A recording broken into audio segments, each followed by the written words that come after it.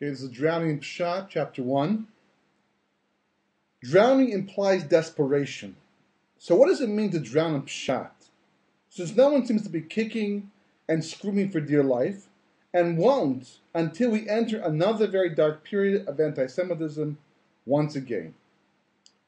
In this context, it means that people are so involved in the world of Pshat that it is preventing them from looking at other, more profound levels of Torah, all of which have tremendous bearing on the situation today. In this case, a person can be drowning and not even know it, which can only result in disaster once again, God forbid. It always has in the past. History is always a function of two levels of reality. The big picture, right? God's overall plan for creation, and the small picture. The world of the individual. As long as one small picture of reality does not interfere with the big picture reality, then there is peace between heaven and earth. However, the moment that it does, Hashgacha Pratis, divine providence, will do whatever it must to right the situation, usually at the expense of man. In other words, the big picture reality is God's master plan for creation. It's what he plans to do with all of existence, and he never strays from that purpose. It's always on target. We may deviate and force Hashem, so to speak, to have to alter the path, but the destination remains the same. It's like GPS. If you're taking using GPS to go to a certain destination and already predicts the path you're going to take, or you've already plugged in the preferred path you're going to take, and all of a sudden it tells you to go right and you go left instead. It recalculates. It works out the path you're going to take to get to the final destination. So the original destination didn't change, where you left from. The final destination also doesn't change, but the path you actually take and which turns you to take is very much determined by the turns you take along the way. So it resets itself. Likewise, Hashgacha Pratis, of Baruch Hu, may reset the master plan for creation based upon the things that we ourselves do. But the final destination, the big picture, the master plan, the purpose of existence, that never changes. However, we live in this world and we're not always focused. I mean, a tzaddik is somebody who's always tuned in to that master plan and therefore is always asking the question, what can I do to further the cause of creation? That's what righteous people do. The rest of us, basically, we live from day to day, and we go about our lives, and if we're living by Torah, we're doing the best we can to live by the mitzvahs. But we have personal concerns, we have family needs, we have jobs, we learn, whatever the case may be, and we build a small R version of capital R reality. It becomes our own personal reality. And as long as whatever we're doing does not contradict what the master plan, the big R reality demands at the moment in time, so everything is fine, because Baruch Hu can put up with us. But the moment that our version of reality starts to differ too much from the master plan of creation, to the point it starts to pull things away, so then there's going to be some kind of corrective device in history. And that's what the Torah says. If you will walk in my laws and keep my commandments and do them, then I will give you the rain in its season, and the land will yield its produce, and the trees of the field will produce their fruits. However, if you will not listen to me and do all these commandments, if you will deride my laws and detest my judgments, and not do all my commandments, but void my covenant, then I will do the following to you. I will cause you insecurity, skin disease, and a fever that will destroy your outlook and cause anguish. You will sow your seeds in vain, because your enemies will eat them. Now the Gemara points out this is understood classically as reward and punishment. You do the right thing, here's the reward. You do the wrong thing, here's the punishment. And history has certainly shown how much that can be the case. But we also see how good people can prosper and good people can suffer. We've seen how evil people can prosper and evil people can suffer. Right? And the Gemara points out that anyhow, you cannot be rewarded for a mitzvah in this world because your body would not be able to handle the pleasure. So therefore the Gemara says that reward is for the world to come. Likewise, for the most part, Gehenna, the rectification period of time, is also later on after the year 6000. So what's all the reward we have right now and all the punishment we suffer? It's more cause and effect. Because Baruch Hu says to us, if you're going to work with me and be a partner in helping to fulfill the purpose of creation, I'm going to help you out. I'll work with you. The Gemara says in Brochus that all the good that we enjoy in this world is really just called tzedakah. It's a stipend. They help us go from mitzvah to mitzvah to mitzvah in the end. So that's what the Torah is telling you. This is not the reward and punishment, because we see it's not always true. But rather, that's for later on. That is 100% true. In the world to come, judgment is judgment and din is din. There's no way around it. In this world, basically, it depends upon how much you're involved.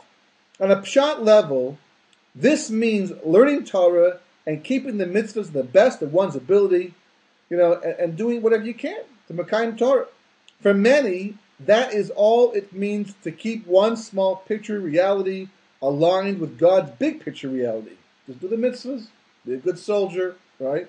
However, as history has shown, though this may be enough to earn one reward in the world to come, it has not always been sufficient to protect one from the horrors of history. These are the questions that come up. Tzaddik v'radlo, righteous people. Okay, somebody who seems to be a nice person is suffering. We know that people have skeletons in their closet, and there may be a reason to justify what they're going through. But when you're talking about Gedolei Ador, you're talking about the leaders of the generation, people who clearly have no skeletons. They are tzaddikim through, and yet they suffer in this world. And yet they can be killed just like the next guy could be killed. And sometimes very, very brutally. So, how does that fit into the big picture scheme of things? So, the Kabbalists and the commentaries, they focus on this, they discuss it. There's lots and lots of discussions, lots of details. But the bottom line is that there's two realities. There's the one of earning reward in the world to come. And that's very straightforward. You do a mitzvah, you get reward. You do a mitzvah with intention, you get more reward. You have lots of intention, lots of reward. It's commensurate. That's the way it's supposed to be. But in terms of protection in this world, there's different needs, different moments. There's different mandates. There's different things going on. There's an agenda to Maisa Bereshis that might allow us to survive and be protected, and there's times when it doesn't. But can we do something to mitigate that? When there's Torah mitzvahs, we're doing that. What else? How can we mitigate the situation? So there's partnership. There's working together with God to help creation reach its intended destination.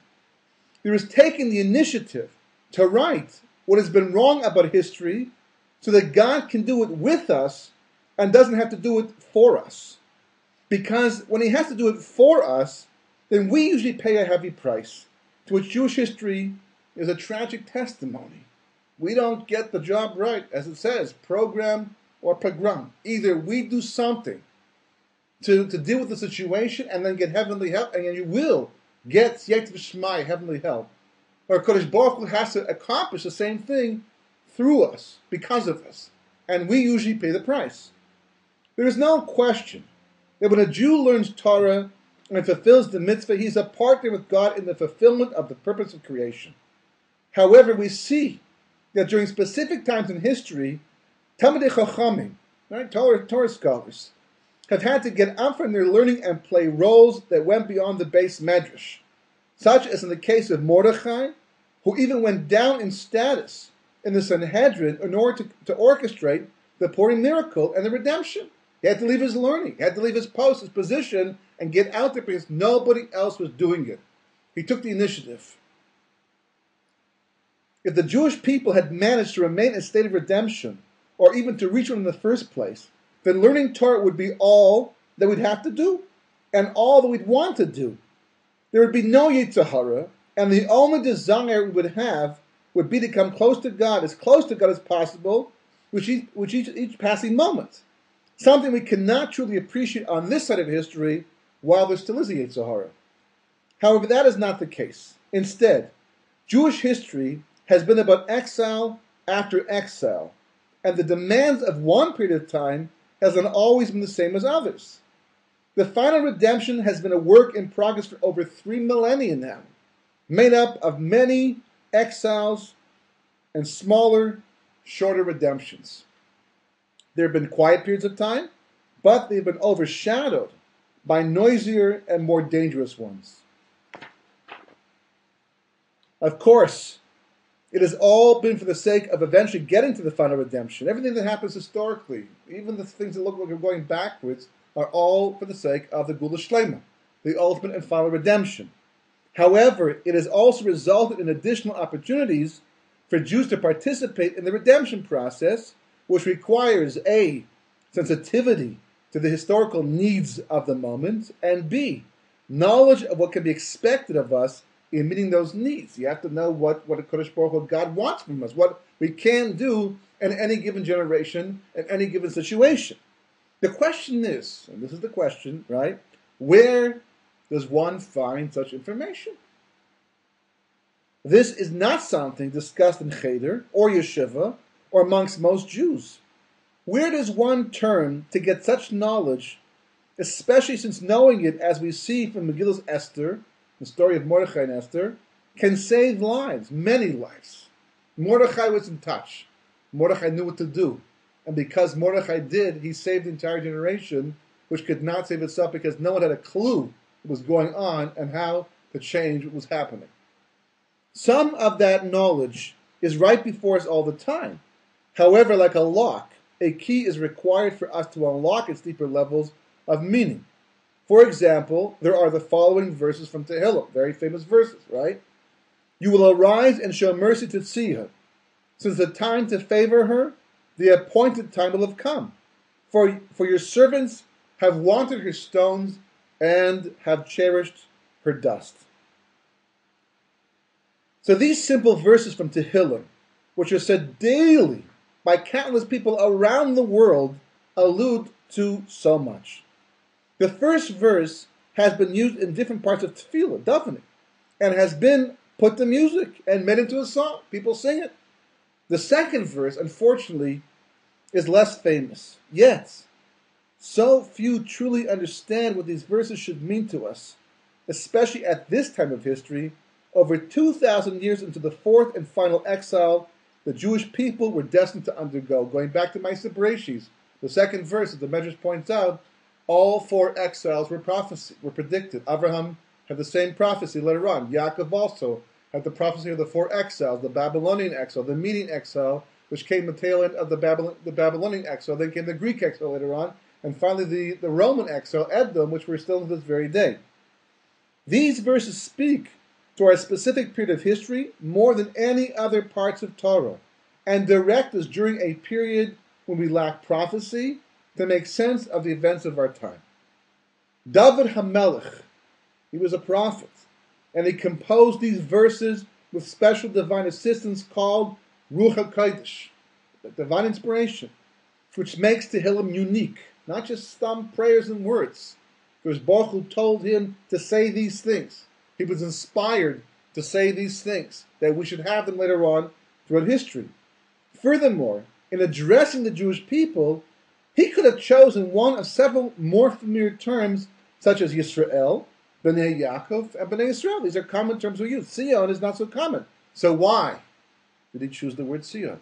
Why did he choose the name Sion to talk about the Jewish people in this verse? This is significant because Sion is the term employed by the prophets to refer to the Jewish people in a state of redemption, or at least on the way to it. As the verse says in Yeshaya, and we say at the end of Daven Uval Tzion, and a Redeemer will come to Tzion, not to the Jewish people, not to Eretz Yisrael, but to Tzion. Hence, he also refers to the time to favor her, and the appointed time, phrases that refer to the time of redemption. Therefore, when David HaMelech wrote these verses, he was thinking about the Jewish people at the end of days, Achrit Yamin. Whenever that would be. He prophesied that at that time, just in advance of the final redemption, the situation would be difficult for the Jewish people, what the Talmud calls Chavli Mashiach, the birth pangs of Mashiach. Therefore, he provided an extra piece of information of paramount importance that, out of context, has not meant very much to many people, even those who recite the verses daily. He provided the key to the divine mercy that the Jewish people would require just in advance of the final redemption. What does he say? He says, For your servants have watered her stones and have favored her dust. There is only one place in the entire universe that this verse can be talking about, and that's Eretz Israel. Incredibly, David HaMelech revealed that the pressing issue at the end of history will not be how much Torah we are learning or how much chesed we can perform, though these are always important as well, especially for earning reward in the world to come. It will be one's relationship to Eretz Israel. This is counterintuitive for some, since Zionism, which is obviously derived from the word Zion, has taken on additional meanings today. First of all, there is religious Zionism, but can there be any other kind? Is there anything else besides that? Of course, the term was created to distinguish it from its counterpart, secular Zionism, which is one of the greatest oxymorons of all time, since Zion, the term Zion itself, refers to the entire Jewish nation living according to the entire Torah in Eretz Israel, with the base of Mikdash, the temple, and the Shekhinah, the divine presence dwelling on it. What they all have in common, or at least should have in common, is the love of Eretz Israel, as David HaMelech indicated. Hence, he does not mention anything about having mercy on the Jewish people, but upon Zion, which is the reality of the Jewish people that emerges when they finally rectify the sin of the spies and accept and cherish the gift of Eretz Israel. On this issue, there is much division and therefore controversy within the Jewish people. Indeed, how one feels about the land of Israel today is the most controversial issue amongst all Jews, religious ones who in the past didn't even care, secular ones who in the past never even thought about it, and everyone in between. Indeed, it is probably one of the most contentious issues worldwide, thanks to a small, landless people known as the Palestinians. History and international law easily reveal that the Palestinians have no official claim to any aspect of Eretz Israel. There are books written. People have done the research. We know the history. We know what happened. Their existence and claim to land have been more a product of Arab military defeat and a conscious decision by the Arab world to take through world pressure what they couldn't steal through war. Decades ago, the idea would have been ludicrous. I mean, the world just didn't see it that way. We didn't see it that way. The PLO was a terrorist organization, as they say, that never miss an opportunity to miss an opportunity. They're always doing the wrong thing. They were ruthless murderers who did not play by anyone else's rules but their own. And for many years, that is the way most of the civilized world saw them as well. I mean, we remember the 70s, the 80s, that's the way it was. Then something strange happened in 1987 with the beginning of the first Intifada. About 40 years, a significant number, usually it represents a period of gestation, of completion of a certain process, and there's footnoted over here, since the founding of the modern state of Israel. All of a sudden, the world changed sides, especially the Western media, which seemed only too willing to forgive the PLO for all of their past transgressions, to ignore historical fact, to use established falsehood as established truth, and to take up the cause of the Palestinian people against the Israelis. Like the giant frog in Egypt that split into countless tinier frogs, the more you hit it, the more the Israelis did to try and protect themselves and defend their right to the land, the more the world turned against them and supported the Palestinians. It's baffling. The situation became surreal, at least for the average thinking Jew, seemingly indicating something very divine about the direction of history. It says in Tehillim also, "This is from God, that which is wondrous in our eyes." This is another great insight bequeathed to us by the ancestor of Mashiach, knowing that prophecy would not last forever, but the need for it would. David HaMelech penned the statement to tell us how to know when history is the result of direct intervention by God. This is what he says. If the so-called, and this is paraphrasing the pasuk above, if the so-called natural flow of history, as we see it happening, and the papers report it, does not point to such a conclusion of what just happened historically, then what has occurred is overt hashgacha pratis, overt divine providence. Everything is hashgacha pratis. Everything is divine providence. We'll see after the Gemara says that no one moves, lifts, raises a finger, stubs a toe, whatever the case may be. Nothing is done without divine providence. It's all run by Hashem.